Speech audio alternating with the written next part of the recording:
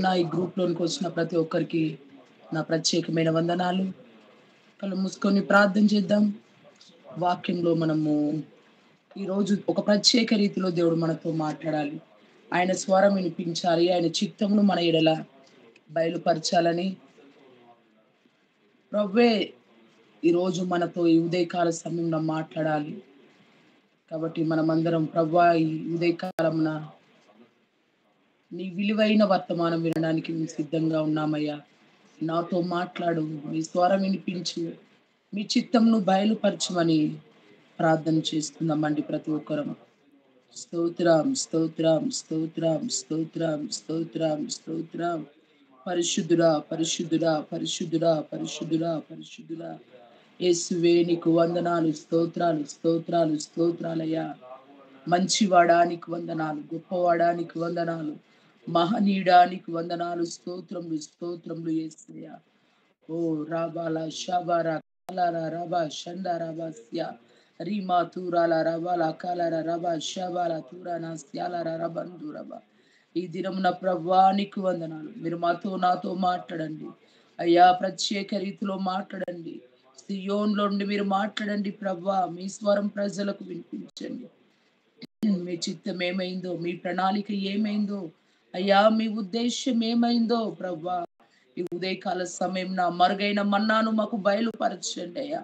అయ్యా నాడు ఇశ్రాయేలుకు అయ్యా మన్నానిచ్చిన రీతిగా ఈ దినమున తండ్రి మీరు మాట్లాడండి ప్రభువా, మీరు మాట్లాడండి యేసయ్యా. నీకు వందనాలు. మీ స్వరం వినాలని ఆశతో మేమున్నాము. మీ చిత్తంను, మీ ప్రణాళికను, మీ ఉద్దేశంను అయ్యా నాకు మాకు ప్రతి ఒక్కరికి బయలుపరిచి అయ్యా తండ్రి మీ స్తోత్రాలు ప్రభువా. అయ్యా ఆత్మదేవాని కార్యమును జరిగించండి. వాక్యము అయ్యా తండ్రి వినే ప్రతి ఒక్కరి జీవితాల్లో సున్నతి కార్యాలు జరగాలయ్యా. వాక్యము విన అయ్యా విత్తబడుచుండగా ప్రతి ఒక్కరి జీవితాల్లో ఒక మహిమగల కార్యము జరగాలి, మహిమగల కార్యము జరగాలి. మీ చిత్తం ఏమైందో, మీ ప్రణాళిక ఏమైందో, మీ ఉద్దేశం ఏమైందో మీరు మాట్లాడి మీ స్వరం వినిపించి మీ చిత్తంను బయలుపరిచి మీరు మహిమ ఘనత ప్రభావాలు పొందమని యేసు నామంలో వేడుకుంటున్నాను తండ్రి. ఆమేన్. ఆమేన్. ప్రైజ్ లార్డ్ అమ్మా. Praise the lord. Hallelujah. Hallelujah. Hallelujah. అందరం హల్లెలూయా చెప్దామండి. హల్లెలూయా. హల్లెలూయా. హల్లెలూయా. మీట్లో చాలా మంది ఉన్నారు. ఉదయకాల సమయంలో మనము ఆశతో ఆసక్తితో ప్రార్థన చేస్తూ మనం వాక్యం వినేవారిగా ఉండాలండి. అరుణోదయమున మనము ఆయనను స్తుతించే వారిగా ఉండాలి, ఆయనను గణపరిచే వారిగా ఉండాలి. మనము నిద్రమత్తులుగా అనాలోచితంగా దేవుని సన్నిధిలో ఎవరము ఉండకూడదండి.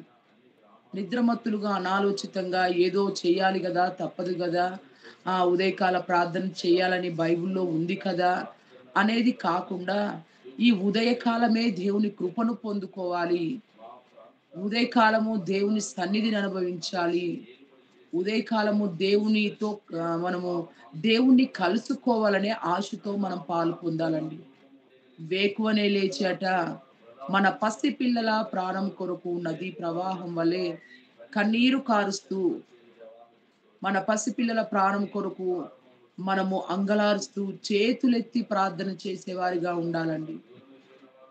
మన కుటుంబం కొరకు, మన పిల్లల కొరకు, మన భర్త కొరకు, మన భార్య కొరకు, ప్రతి ఒక్కరి కొరకు మనకు కలిగిన సమస్తం కొరకు మనము ప్రార్థన చేసేవారిగా ఉండాలండి. ప్రతి ఉదయమున మన ప్రార్థన దేవుని సన్నిధికి ధూపం వలె చేర్చబడాలి. కాబట్టి ఈ విలువైన సమయంలో మనము దేవుని వాక్యం విందామండి. నేను చాలాసార్లు అనేక మీట్లలో మాట్లాడే మాట ఒకటే, నాకు ఇష్టమైన మాట కూడా ఒకటేనండి. ప్రార్థన అనే మాట నాకు చాలా ఇష్టమైంది. నిజంగా ప్రార్థనలో దాగి ఉన్న మర్మము చాలా మందికి తెలియదండి.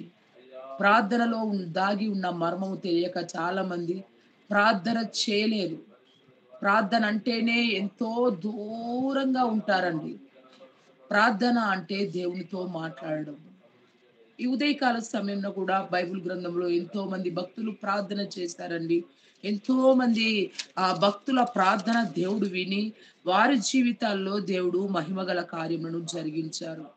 ఈ ఉదయకాల సమయంలో కూడా ఈ మీట్లో చేరి వచ్చిన దేవుని బిడ్డలారా, మీరు దేవునికి నిజముగా మొరపెట్టినట్లయితే మీ ప్రార్థన కూడా దేవుడు అంగీకరిస్తాడండి. ఏ విధంగా మొరపెట్టాలంటే నిజముగా మొరపెట్టే వారిగా ఉండాలండి. నిజముగా ప్రార్థన చేసేవారిగా ఉండాలి. మనము పూర్ణాత్మతో పూర్ణ మనసుతో ఆయనను ప్రార్థన చేసినట్లయితే నిశ్చయముగా మన ప్రతి ప్రార్థనకు దేవుడు జవాబిస్తాడు. ఈరోజు ఏ బంధకాల్లో ఉన్నారో, ఏ శ్రమల్లో ఉన్నారో, ఎలాంటి ఇబ్బందికరమైన పరిస్థితుల్లో ఉన్నారో, రాత్రంతా నిద్ర పట్టక సమస్యల వలయాల్లో కన్నీరే అన్నపానములుగా మార్చబడ్డ ప్రజలు కూడా ఉన్నారండి. చాలా మంది రాత్రి గడిస్తే ఎప్పుడు ఉదయం అవుతుందా, ఎప్పుడు తెల్లవారుతుందా, అసలు ఉదయం చూస్తామా చూడమా అనే పరిస్థితుల్లో కూడా కొట్టుమిట్టాడుతున్న ప్రజలు ఉన్నారండి. నిజంగా చెప్పాలంటే ప్రతి ప్రశ్నకు జవాబే యేసేనండి. ప్రతి ప్రశ్నకు జవాబు యేసే. కాబట్టి మన ప్రతి ప్రశ్నకు ప్రార్థనే జవాబు. ఆ ప్రార్థనలో దేవుణ్ణి కలుసుకున్నప్పుడు ఆ దేవుడు ఖచ్చితంగా మన జీవితాల్లో, నా జీవితంలో, మీ జీవితంలో, ప్రతి ఒక్కరి జీవితాల్లో దేవుడు మహిమగల కార్యంను చేస్తాడండి. ఈరోజు మనము వాక్యం చదువుకుందాం.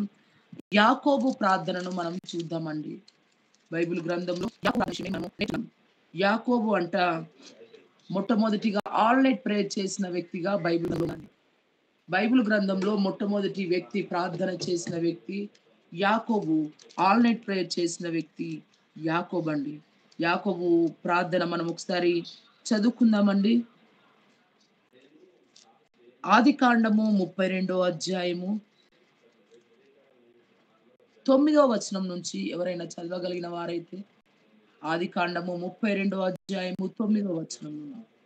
అప్పుడు యాకోబు, నా తండ్రివైన అబ్రహాము దేవా, నీ సేవకులకు చేసిన సమస్తమైన ఉపకారములకును సమస్త సత్యమునకును అపాత్రుడైన మాత్రమే ఈ యోర్దాను దాటి తిని, ఇప్పుడు నేను 2 గుంపులైతిని. నా సహోదరుడైన ఏశావు నిశ్చయంగా మేలు చేయుచు విస్తారమగుట వలన లెక్కింపలేని సముద్రపు ఇసుకని సెలవిచ్చితివే అనెను. తన భార్యలను, తన పిల్లలను, తన దాసీలను అక్కడి నుండి పారిపోయి వస్తున్నాడండి. పారిపోయి వస్తూ వస్తూ మధ్యలో లాబాను కలిసాడు. చేసుకొని తన దేవుని అన్నతో తెలిసి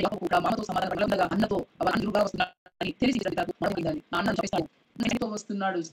కాబట్టి నన్ను చంపే పేరుకే మోసగాడండి. యాకోబు ఫస్ట్ తన అన్నను మోసం చేశాడు. తను మోసము చేసి ఆయన లాబాను ఇంటికి పారిపోయామంటారండి. లాబాను దేవుడు వెళ్ళుమన్న దేవా, నా తండ్రి అయిన ఇస్సాకు దేవా, నీ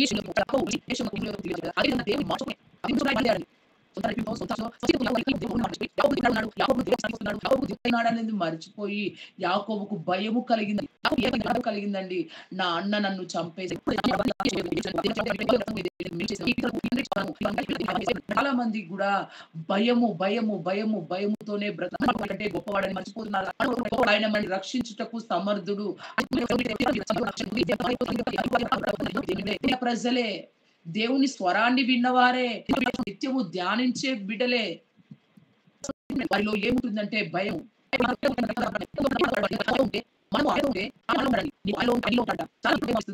మనము దేవుని దేవుని ఆలోచన. యాకోబు గారికి దేవుడే చెప్పారు చేసిన సమస్త ఉపకారములకు సమస్త సత్యం. 2 గుంపులుగా అక్కడ విడిపోయాడండి. తన అన్న అయిన ఏశావుకు ఒక బహుమానము తన పరివారుతో పంపిస్తూ ఆయన ఏం చేశాడు అని అంటే 12వ వచనం చదవండి సిస్టర్. నేను నీకు తోడై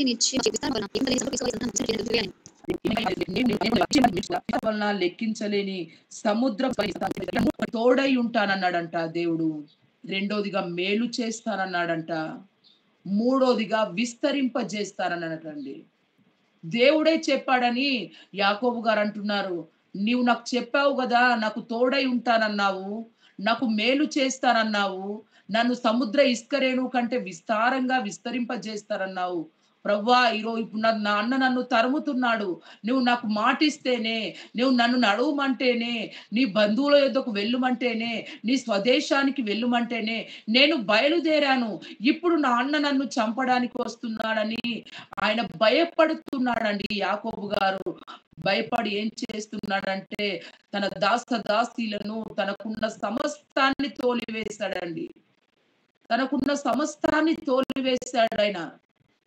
ముందు మీరందరూ వెళ్ళండి, యాకోబు ఎక్కడా అని అడిగినప్పుడు వెనకాల వస్తున్నాడని చెప్పండి అని పనివారికి చెప్తున్నాడండి.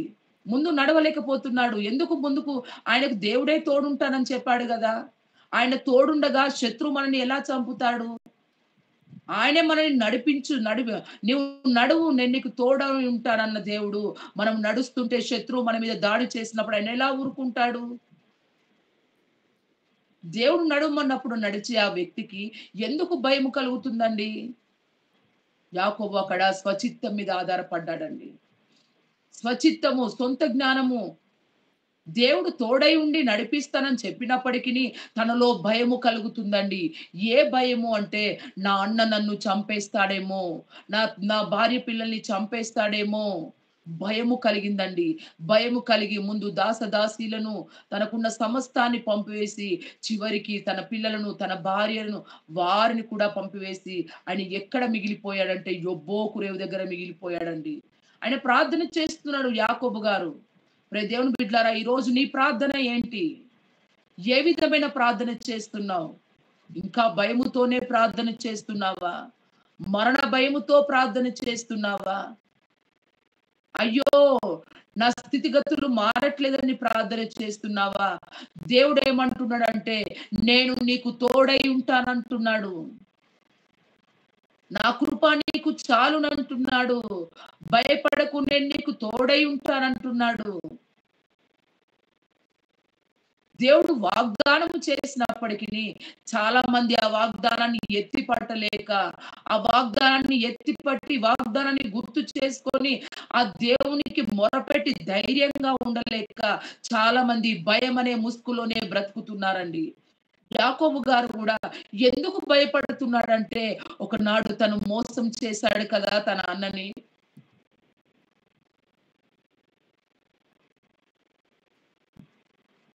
ఎందుకు భయపడుతున్నాడంటే ఒకనాడు పాపం అనే విత్తనం విత్తాడు కదా. ఇప్పుడు ఆ రోజు మా అన్నను మోసం చేశానే, ఇప్పుడు నా అన్న నన్ను చంపేస్తాడేమో. ఎందుకు ఒక వ్యక్తికి భయం కలుగుతుందంటే మనం పాపంలో పడినప్పుడే భయం కలుగుతుందండి. మనము పరిశుద్ధంగా, పవిత్రంగా ఆయన వల్లే బ్రతికినప్పుడు మనం ఎవరికి భయపడాల్సిన అవసరము లేదండి. ఆ నీతిమంతుని వలె మనము, ఆయన అంటున్నాడు నేను పరిశుద్ధులను గనక మీరు పరిశుద్ధులై ఉండుడి అంటున్నాడు. ఆయన ముడత, మచ్చ, డాగు, కలంకము లేని ఓ నిర్దోషమైన ఆయన వలె మనము బ్రతికితే మనము కూడా ఆయన వలె జీవించినట్లయితే ఏ భయము మనల్ని ఆవరించదండి.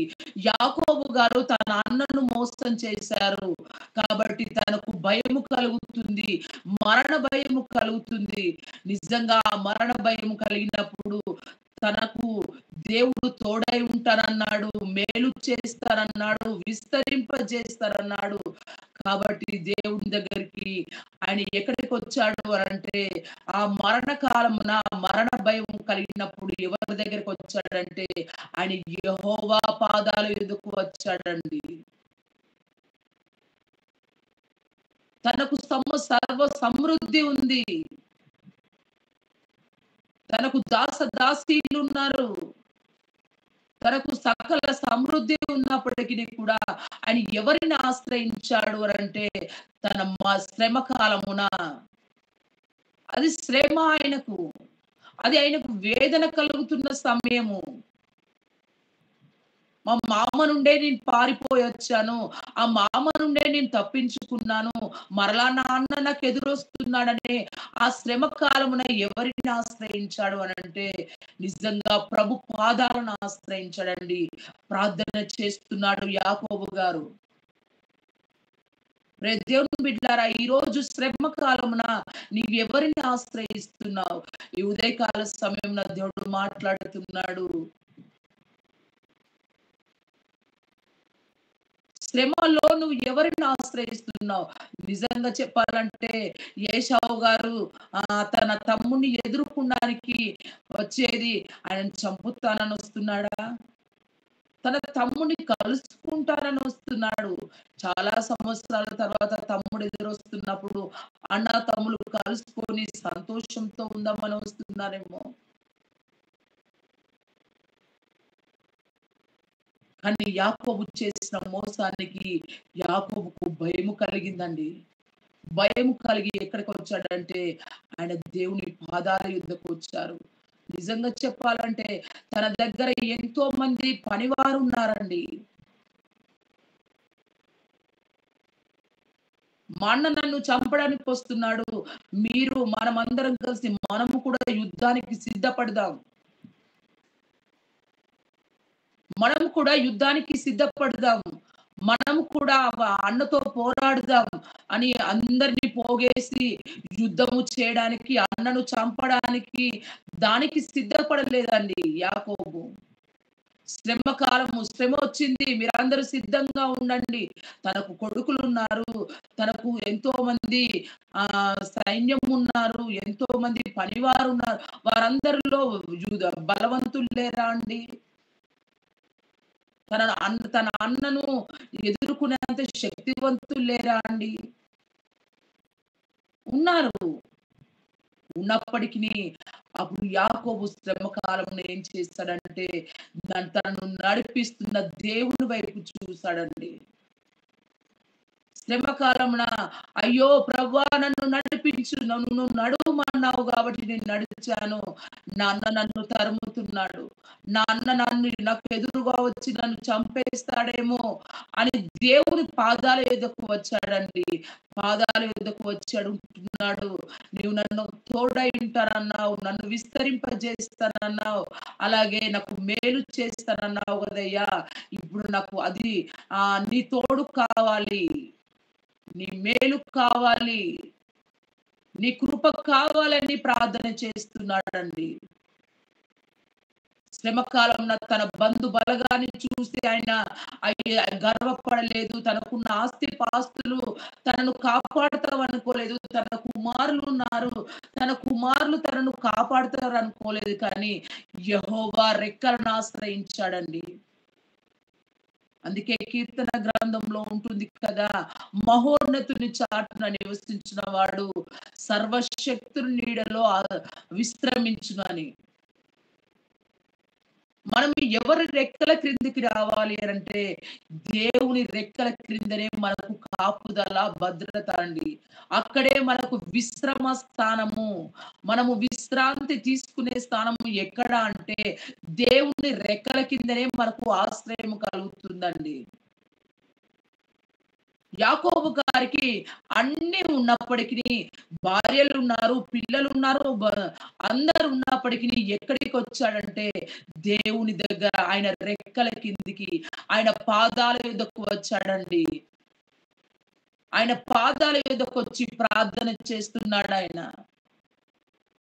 దేవుని బిడ్డలారా, ఈ రోజు నువ్వు శ్రమలో కృంగిపోతున్నావా? శ్రమ కాలమున నువ్వు ఆ దేవుని ఆశ్రయిస్తున్నావా? శ్రమ కాలమున నువ్వు ఎవరిని ఆశ్రయిస్తున్నావు?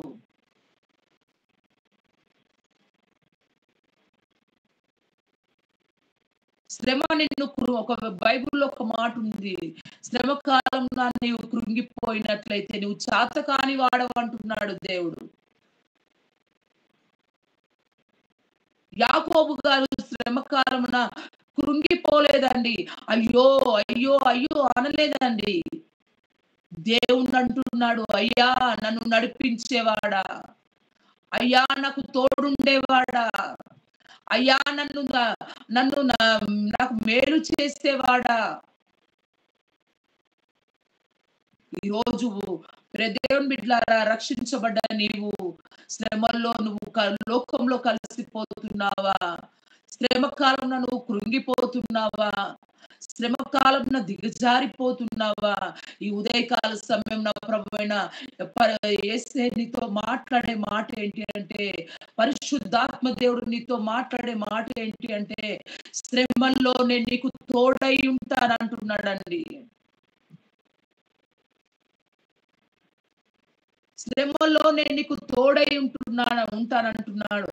ఎప్పుడు శ్రమలో నేను నీకు తోడై ఉంటా అంటాడంటే, నీవు నిజముగా ఆయనకు మొరపెట్టినప్పుడు, నిజముగా ఆయన సన్నిధిలో నీవు ప్రార్థించినప్పుడు, నీ పూర్ణ ఆత్మతో పూర్ణ మనసుతో ఆయనను స్తుతించినప్పుడు ఖచ్చితంగా దేవుడు నీకు తోడై ఉంటాడండి.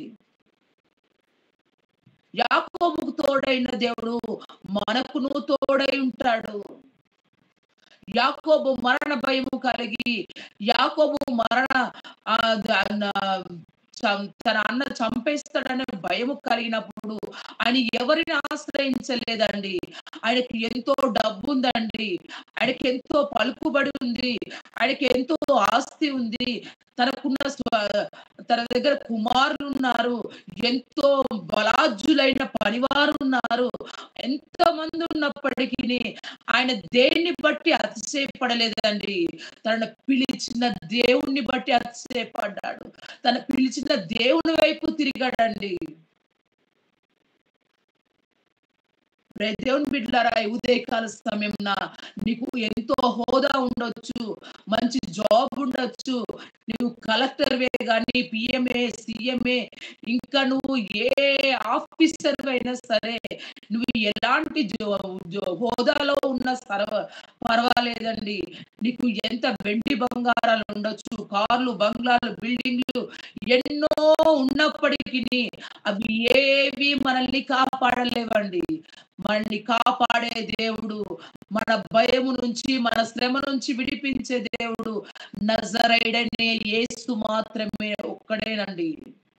యేసు ప్రభు ఒక్కడే మిమ్మల్ని కాపాడగలిగే దేవుడు. ఈ రోజు శ్రమల్లో ఉన్నావా ప్రియ దేవుని బిడ్డలారా? ఈ రోజు దుఃఖంలో ఉన్నావా ప్రియ దేవుని బిడ్డలారా? ఆదరణ లేని పరిస్థితుల్లో కొట్టుమిట్టాడుతున్నావేమో.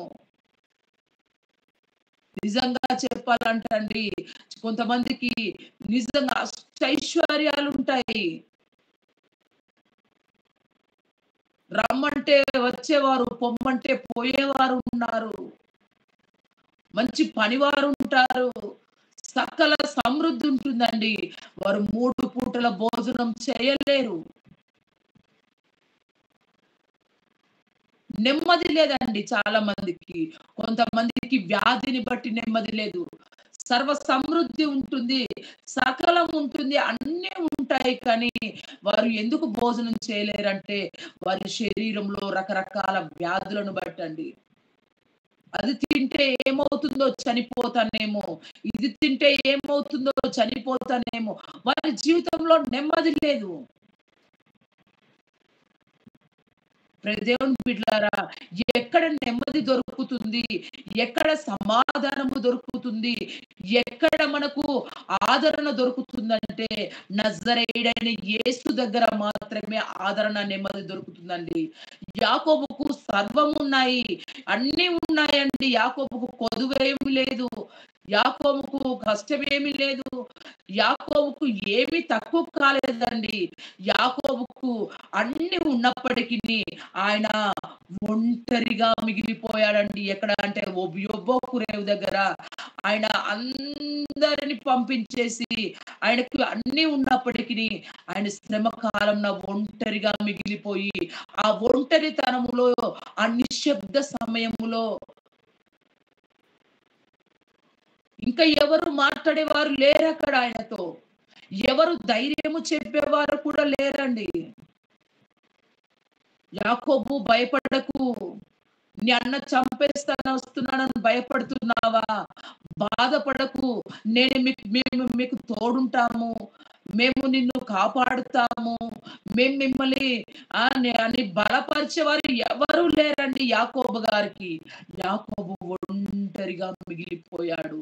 అదంతా ఆ రాత్రి నిశ్శబ్దమైన వాతావరణము,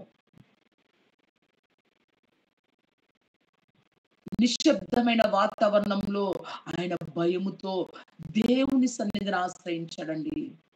దేవుని బిడ్డలారా, ఈ రోజు నువ్వు ఎవరిని ఆశ్రయిస్తున్నావు?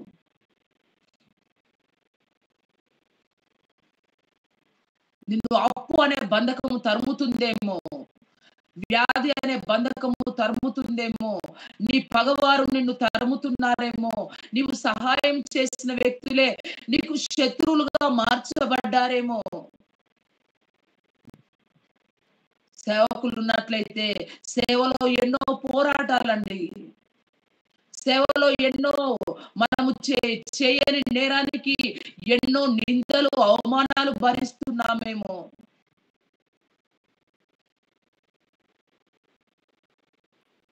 అనేక సార్లు ఈ బ్రతికెందుకు, ఈ జీవితం ఎందుకు, చనిపోతే బాగుండేమో అనుకుంటున్నారేమో. అలాంటి భయాలు కలిగిన వ్యక్తికి ఈ ఉదయకాలము దేవుడు ఒక శుభవార్త చెప్తున్నాడు. ఏంటి అంటే, నీవు నా రెక్కల చాటుకు వస్తే నేను నీకు విశ్రాంతిని ఇస్తానంటున్నాడు. నేను నీకు తోడై ఉంటానంటున్నాడు. యాకోబుకు వాగ్దానం చేసిన దేవుడు మనకును వాగ్దానము, మన పితరులకు చేసిన వాగ్దానములు మన జీవితంలో కూడా నెరవేర్చే దేవుడు అండి. ఆయన వాగ్దానం చేసి దాన్ని నెరవేర్చక మానడండి. యాకోబుకు వాగ్దానం చేశాడు ఏమని అంటే, నేను నీకు తోడై ఉంటానని దేవుడు మనకును తోడై ఉన్నాడు. యాకోబు ఒక్కడే మిగిలిపోయాడండి. ఇంకా చదువుకుందాం మనము.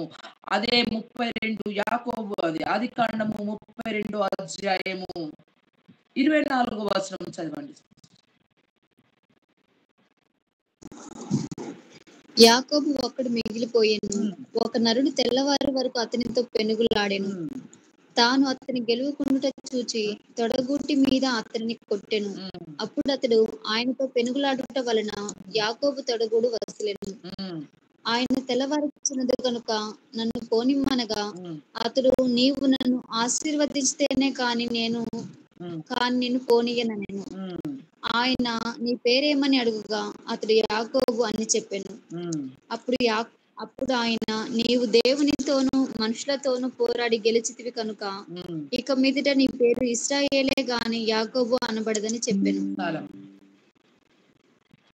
ఆయన ఏం చేశాడు? యొబ్బోకు రేవు దగ్గరంట ఒక్కడే మిగిలిపోయాడండి.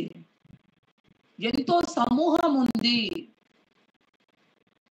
తన కుమారులు ఉన్నారు, తన భార్య అతిగా ప్రేమించిన, తను ప్రియురాలుగా ఉన్న తన భార్య రాహేలు, తన లేయ, తన దాసి అందరూ ఉన్నారండి.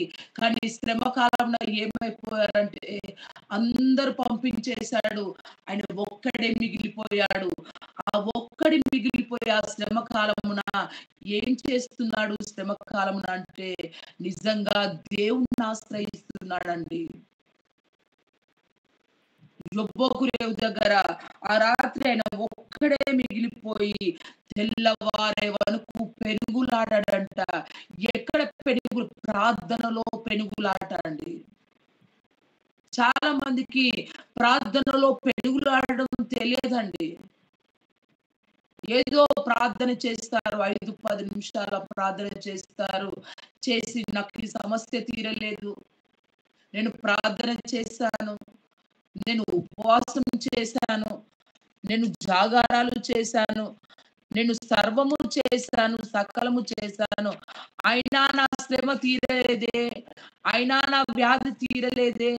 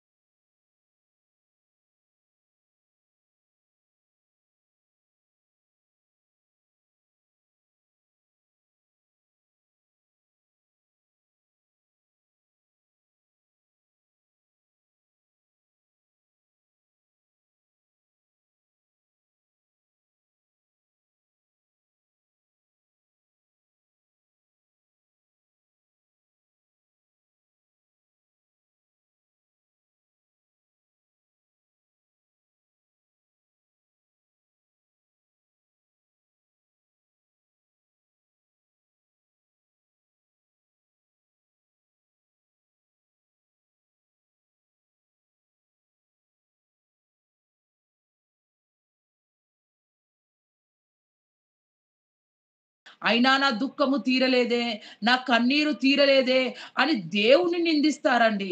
నీ ప్రార్థనలో పెనుగులాట ఉందా? యాకోబు ప్రార్థనలో పెనుగులాట ఉందండి. యాకోబు ప్రార్థనలో ఒక విలువైన ప్రార్థన చేశాడండి. యాకోబు ఒంటరిగా మిగిలిపోయాడు. ఆయన ఒంటరిగా మిగిలిపోయి ఏం చేస్తున్నాడంటే పెనుగులాటతో కూడిన ప్రార్థన చేస్తున్నాడండి. ఏమనంటే, నీవు నన్ను ఆశీర్వదిస్తేనే కానీ నీ పాదాలు వదలను. నీవు నాకు తోడై ఉంటానని వాగ్దానం చేశావు. నాకు మేలు చేస్తానన్నావు. నన్ను విస్తరింపజేస్తానన్నావు. ఈ ఆశీర్వాదాలు నాకు కావాలి. ఈరోజు నిశ్చయంగా నీవు నన్ను ఆశీర్వదిస్తేనే నీ పాదాలు వదలనని ప్రార్థన చేయాలండి. ఈరోజు సమస్య వచ్చింది అంటే, నీకు ఒక పోరాటం వచ్చింది అంటే, శ్రమ వచ్చిందంటే మనలో ఎలాంటి ప్రార్థన జీవితం కావాలంటే, మనలో పెనుగులాటతో కూడిన ప్రార్థన జీవితం కావాలండి. సమస్య తీరేంత వరకు ప్రభు పాదాల నుంచి విడువని ప్రార్థనాత్మ కావాలండి. యాకోబు శ్రమల్లో తన డబ్బును ఆశ్రయించలేదు. తన బంధు బలగాన్ని ఆశ్రయించలేదు. తనకున్న హోదాను బట్టి, తనకున్న పరిస్థితులను బట్టి నాకు ఇవన్నీ ఉన్నాయి కదా, నాకు అష్టైశ్వర్యాలు ఉన్నాయి కదా అని దేన్ని ఆశ్రయించలేదండి. దేన్ని ఆశ్రయించాడంటే ప్రభు పాదాలను ఆశ్రయించి ఆయన పాదాలు పట్టుకొని వదలలేదటండి. అలాంటి పెనుగులాడినతో కూడిన ప్రార్థన కావాలండి. ఉదయకాలంలో మనం ప్రతిరోజు గూగుల్ మీట్‌కి వస్తున్నాము. ప్రతిరోజు ప్రార్థన నడిపిస్తున్నాము. ప్రార్థన చేస్తున్నాము. కానీ మన ప్రార్థన ఏ విధంగా ఉంది? మన ప్రార్థన దేవుడు వింటున్నాడా? మన ప్రార్థన దేవుని సన్నిధికి చేరుతుందా? మన ప్రార్థన దేవునికి ఇంపైన సువాసన హోమంగా ఉందా? దేవుని బిడ్డలారా, ఏ ప్రార్థన మనము చేస్తున్నాము? ఏ ప్రార్థనలో మనము దేవుని సన్నిధిలో ముందుకు నడుస్తున్నాము? మన ప్రార్థన జీవితము మనం ప్రార్థన చేసినప్పుడు మన దేవుడు వింటున్నాడా? మన ప్రార్థన చేసినప్పుడు దేవుని సన్నిధికి అది చేరుతుందా? ప్రార్థన అనేకులకు నిజంగా ప్రార్థన అనే విషయము తెలియదండి. ప్రార్థన అంటే దేవునితో మాట్లాడడము. ప్రార్థన అంటే అది దేవుని సన్నిధిలో మనము ధూప నైవేద్యములు వేయడం అండి. చాలా మందికి అది తెలియక ప్రార్థన చేశామే, సమాధానము రాలేదు. ప్రార్థన చేశామే, మనం దేవుని సన్నిధిలో ప్రార్థన చేస్తున్నాము. కానీ చాలా మంది జీవితాల్లో దేవుడు ఆ ప్రార్థన వింటున్నాడో వినట్లేదో తెలియట్లేదండి. యాకోబు ప్రార్థన దేవుడు విన్నాడండి. యాకోబు ప్రార్థన దేవుడు విన్నాడు కాబట్టే యాకోబును నిశ్చయముగా ఆశీర్వదించాడండి. దేవుని బిడ్డలారా, ఈరోజు శ్రమల్లో మనం ఎవరిని ఆశ్రయిస్తున్నాం? కొంతమంది అయితే నాకు శ్రమ వచ్చింది, నాకు కష్టం వచ్చింది, నాకు డబ్బు ఉంది, నాకు వెండి బంగారాలు ఉన్నాయి, నాకు ఆస్తిపాస్తులు ఉన్నాయి, నాకు సర్వస్వం ఉన్నాయి, అవే నన్ను కాపాడుతాయి అనుకుంటున్నారు చాలా మంది. అవే మనల్ని ఆశ్రయపురంగా మనల్ని ఏదో చేస్తాయి అనుకుంటున్నాం. కానీ మనల్ని కాపాడేది దేవుడు ఒక్కడేనండి. మనల్ని కాపాడేది యేసు ప్రభు ఒక్కడే. ఎవరు కాపాడలేరు. ఎవరు మనకి తోడు, నీడ, ఆశ్రయము, శ్రమల్లో మనల్ని కాపాడేది యేసు ప్రభు ఒకటే. ప్రార్థన జీవితం మనలో ఉన్నట్టయితే, ప్రార్థన చేసేవారిగా మనం ఉన్నట్టయితే, నిజంగా యాకోబును కాపాడిన దేవుడు, యాకోబును ఆశీర్వదించిన దేవుడు మనల్ని కూడా ఆయన ఆశీర్వదిస్తాడండి. మనల్ని కూడా ఆయన దీవిస్తాడండి. ఎప్పుడు అంటే నువ్వు నిజముగా ఆయనను ఆశ్రయించే వారిగా ఉండాలి. నిజముగా మనము దేవుణ్ణి మొరపెట్టే వారిగా ఉండాలండి. ఆయన వాగ్దానం చేసినాడు. వాగ్దానం చేసిన రీతిగా యాకోబును నిశ్చయముగా ఆశీర్వదించాడండి. నిశ్చయముగా ఆశీర్వదించి నీ పేరేమని అడగగా ఆయన యాకోబు అని చెప్తే ఇక నుండి నువ్వు ఇశ్రాయేలు అని పేరు పెట్టాడంట దేవుడు. యాకోబు మోసమైన బ్రతుకు, నీ మొదటి జీవితము పాతి పెట్టబడాలి. దేవుడు నిన్ను ఆశీర్వదించాలంటే నీ పాత రోత బ్రతుకును విడిచిపెట్టాలి. నీ ప్రార్థన దేవుడు అంగీకరించాలంటే నీ గత జీవితంలో చేసిన, గత జీవితంలో ఉన్న ప్రతి పాపాన్ని విడిచిపెట్టాలండి. యాకోబును ఎక్కడ దేవుడు పరిశుద్ధపరిచాడంటే, యాకోబు బ్రతుకును ఎక్కడ మార్చబడింది అంటే, యాకోబు జీవితంలో నూతన కార్యము ఎప్పుడు జరిగిందంటే ఆయన యబ్బోకు రేవులో నిలబడ్డప్పుడే నూతన కార్యము జరిగిందండి. యొబ్బోకు రేవులో ఆయన నిలబడ్డప్పుడే నూతన కార్యము జరిగింది. తన ఆత్మీయ జీవితంలో, తన బ్రతుకులో నూతన మలుపు తిరగాలి అని ఎప్పుడు తిరిగింది అనంటే, ఆయన యొబ్బోకు రేవు అనే ప్రార్థన స్థలంలో ఉన్నప్పుడే. నీవు ప్రార్థన చేయడం మొదలు పెట్టగానే, నువ్వు ప్రార్థన చేయడం ఆరంభించగానే, ప్రార్థనలో నీ పాత రోత బ్రతుకు పరిశుద్ధపరచబడుతుందండి.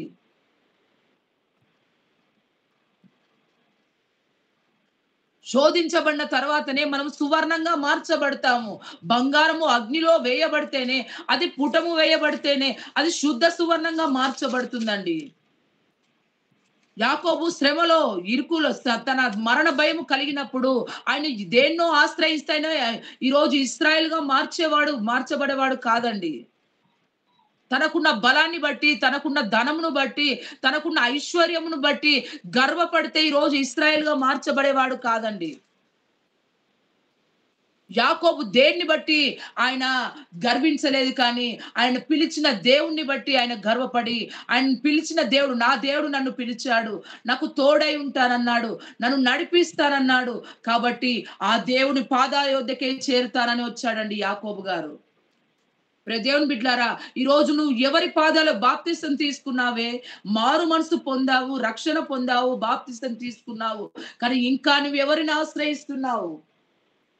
ఇంకా నీ శ్రమల్లో ఎవరి ఆశ్రయాన్ని కోరుతున్నావు? దేవుని బిడ్డలారా, చెప్పాలంటే మన దగ్గర సర్వ సమృద్ధి ఉంటే అందరూ వస్తారండి. నీ దగ్గర ఏమీ లేని రోజు నీ ముఖం కూడా ఎవరు చూడరండి.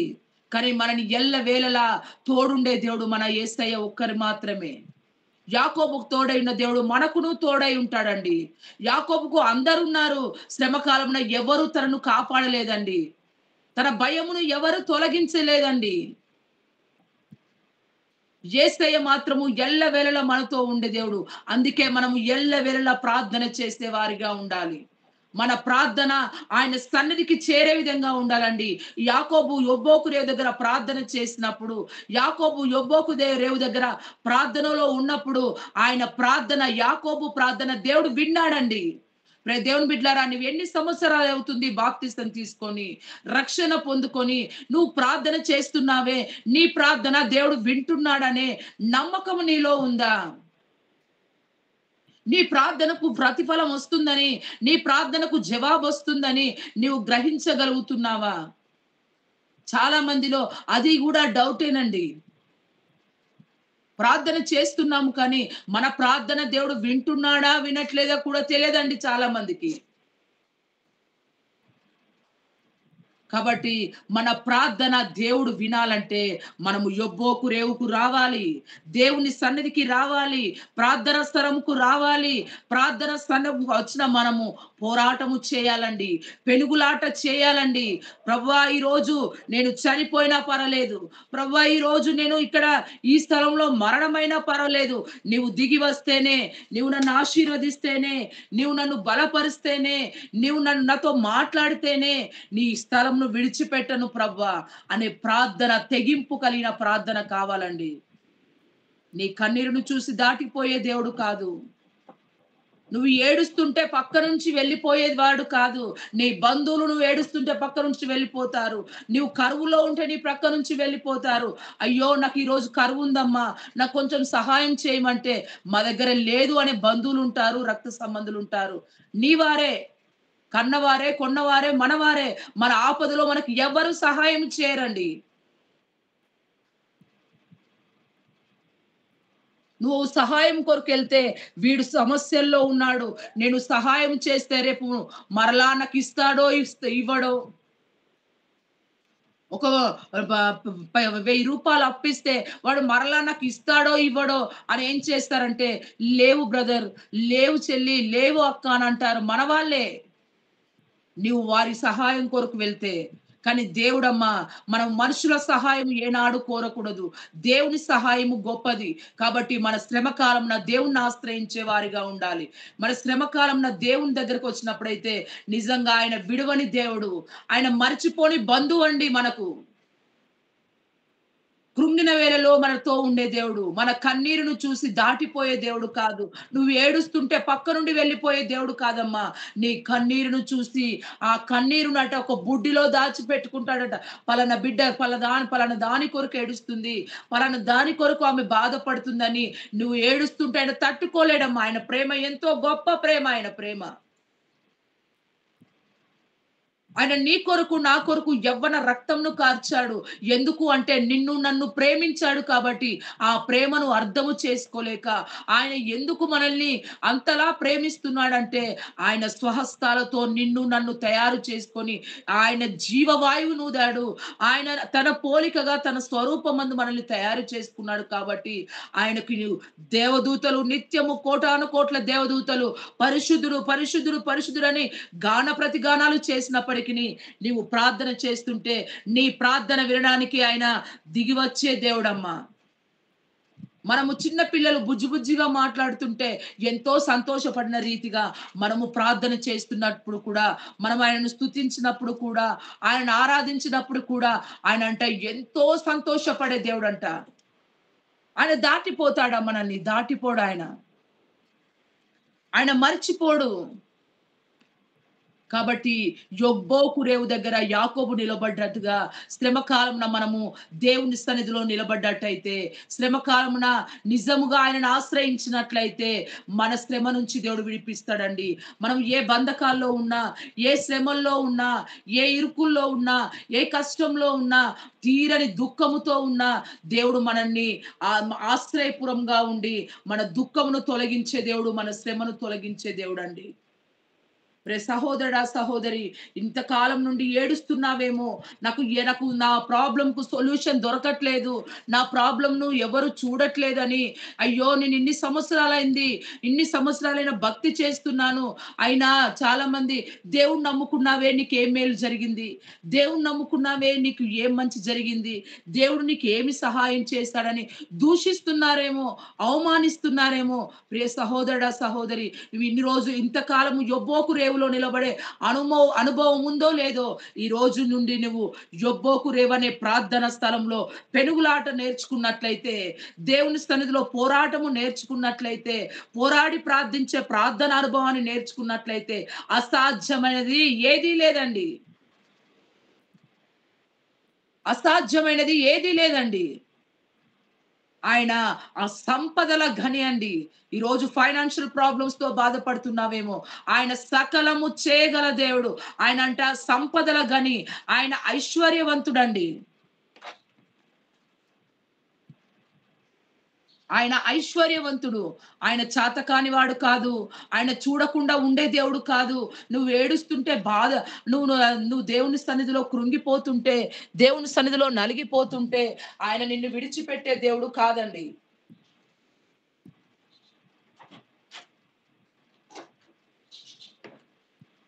కాబట్టి ప్రియ దేవుని బిడ్డలారా, మనం ఎవరిని ఆశ్రయిస్తున్నాము శ్రమల్లో, ఎవరిని ఆశ్రయిస్తున్నాము బాధలో, ఎవరిని ఆశ్రయిస్తున్నాము మన దుఃఖములో? ఈ రోజు నుండి యొబ్బోకు రేవుకు వద్దాం. యొబ్బోకు రేవులో దేవుడు మనకు నిశ్చయముగా ఆదరణ ఇచ్చే దేవుడు. యొబ్బోకు రేవులో నిశ్చయముగా మన కన్నీరును నాట్యంగా మార్చే దేవుడు అండి. యొబ్బోకు రేవులో మన జీవితానికి ఒక సమాధానం ఇచ్చే అది స్థలం అండి. శ్రమకాలమున ఆనాడు యాకోబు తన ధనమును బట్టి, బంధువును బట్టి, తనకున్న సమస్తమును బట్టి, దేన్ని బట్టి తను దీవించబడలేదు. కానీ శ్రమల్లో ఉన్న ఆ యాకోబు ప్రార్థన ద్వారానే నిజంగా ఆయన దేవుని పాదాల యొద్ద కూర్చున్నాడు. కాబట్టి నిశ్చయముగా యాకోబు ఆశీర్వదించబడి ఇశ్రాయేలుగా మార్చబడ్డాడండి. ఆ ఇశ్రాయేలు ఇస్కరేలంత విస్తారమైన జనముగా మార్చబడ్డారు. ఈ రోజు ఆత్మీయ ఇశ్రాయేలుగా మనము కూడా ఆ గర్భవాసం నుండి వచ్చిన వారమేనండి. ఆ గర్భవాసం నుండి వచ్చిన వారమే మనము కూడా ఆత్మీయ ఇశ్రాయేలుగా పిలువబడుతున్నాం ఈరోజు.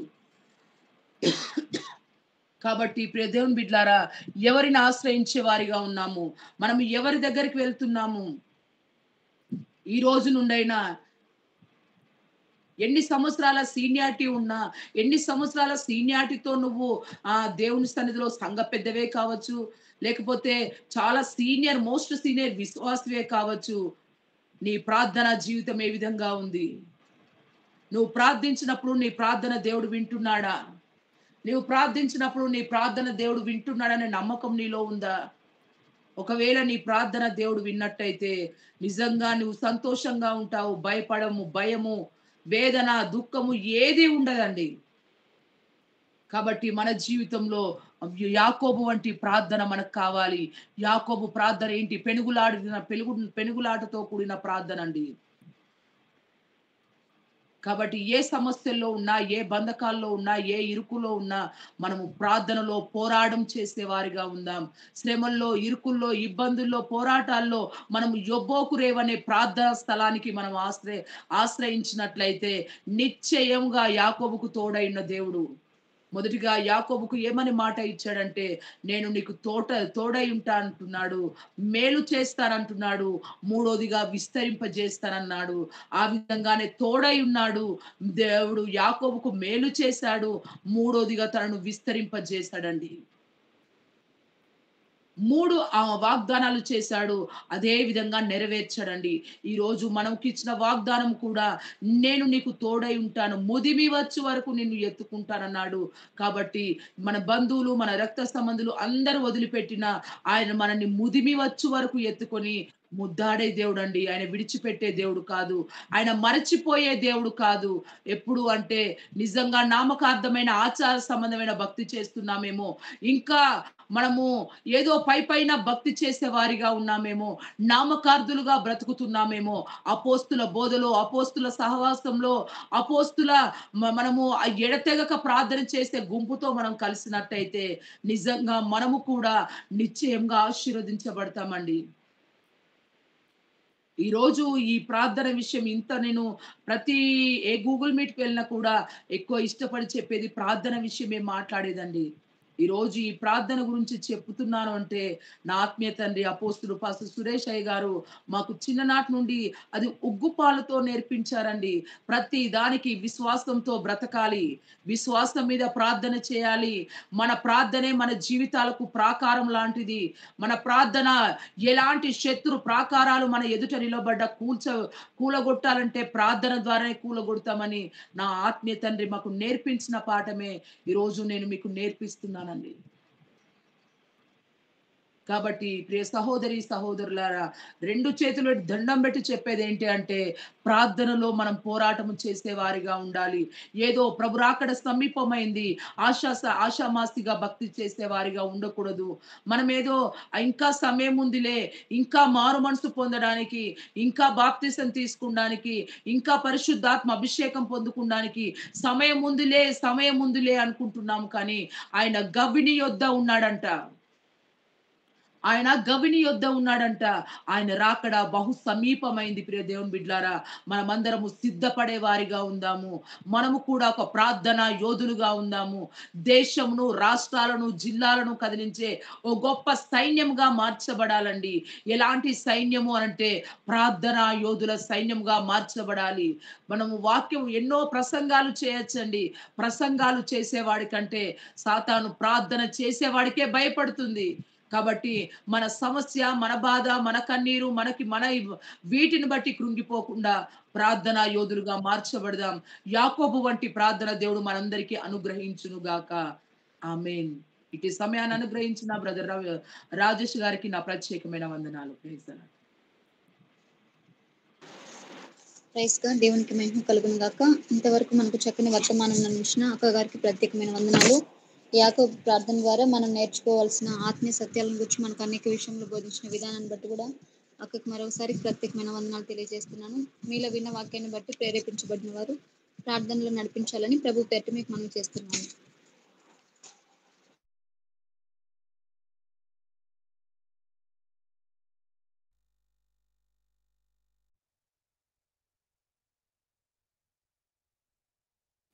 స్తోత్రం నాయన. ప్రభా పరిశుద్ధ దేవా, అవును తల్లి నాయన, నీకు స్తోత్రమును నాయన.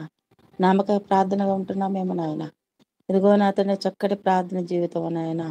అయ్యా, నేను పాస్టర్ అమ్మ నేర్పిన ప్రార్థన బట్టి నీకు వందనాలు, స్తోత్రాలు. ఆ ప్రార్థన జీవితం బట్టి ఆ ప్రార్థన నేర్పండి అయ్యా.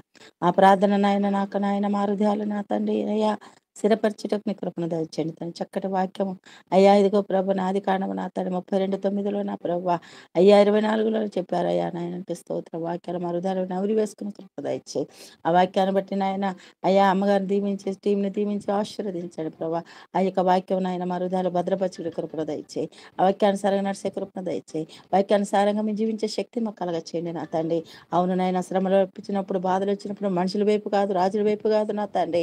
అయ్యానికి స్తోత్రం నీ వైపు నాయన నా తండ్రి నీ రెక్కల చట మేము భద్రపరచుట కృపను దయచేయి. నీ రెక్కలు ఆశ్రమించట కృపను మాకు నేర్పు నాయన. అయ్యా చక్కటి వాక్యం నా తండ్రి ఎదుగు నాయన సిస్టర్ గారు చెప్పిన విధానం బట్టి వందనాలు. ఆ వాక్యానుసారంగా నా తండ్రి మా జీవితంలో నాయన ఏర్పరచడానికి భాగ్యం దయచేయండి స్వామి. ఎదుగో ప్రభు చక్కటి వర్తమానం ఈ ఉదయకాల ప్రార్థనలో నాతో నడిపించిన విధానాన్ని బట్టి నీకు వందనాలు అయ్యా. సహాయం చేయండి నాయన. అయ్యా ప్రభు నీకు వందనాలు అయ్యా. ఎక్కడికి వెళ్ళినప్పుడు నా తండ్రి నిన్ను ఆశ్రయించాలని నీ ఎక్కడ అడుగు చాటు మేము నడవాలి తండ్రి. ఎక్కడ బట్టి నా ప్రభ మా జీవితంలోనే వర్తిలించుటకు అయ్యా నీ నాయన కృప దయచేయండి నా తండ్రి. నాయన వ్యర్థమైన మాటలకు లోబడక మీ మాటకు మీ లోబడి నాకు సహాయం చేయండి. ఇలాంటి వాక్యాలు మరుదాలు ఫలించే కృపను శక్తిని బలం ఇన్ని వాక్యం విడిచిపెట్టకుండా అనేకలు సాటించటకు కృపణ దయచే ప్రభా. ఎదుగో టీంలో ఎంతమంది బిడ్డలైతే ఉన్నారు వారందరూ కూడా నా సేవలు నాయన ముందుకు సాగే కృపను ఇలాంటి వాక్యాలు అనేక దగ్గర సాటించే కృపను మాకు దయచేయండి. చక్కటి వాక్యం ప్రభా. అయానికి వందనాలు. ఉదయకాల ప్రార్థన మమ్మల్ని నడిపించినందుకు కూర్చోబెట్టినందుకు విన్నందుకు నీకు స్తోత్రము. వేలాది వేలాది కోటి కోటి వందనాలయ్యా. అయ్యా సయానికి